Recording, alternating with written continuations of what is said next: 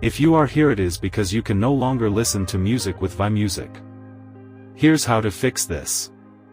First of all, go to the application settings, and click on Database.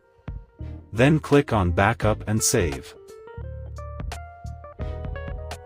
Click the link in the description, then scroll down to the Assets section. Then click on ViTune.apk. Once the download is complete, open the file, then click Install. Once the application is installed, open it. First go to the ViTune settings, then click on Player Layout and select Classic.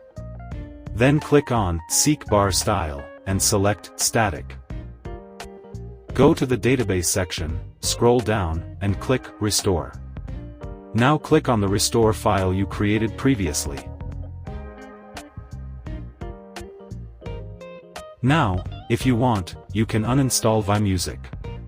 The problem is now resolved. To listen to music, you will now need to open the ViTune app.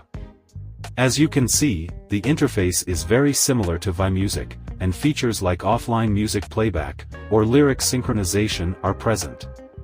You will also be able to find the playlists that you have created using ViMusic. If you found the video useful or if you encountered a problem, don't hesitate to write a comment.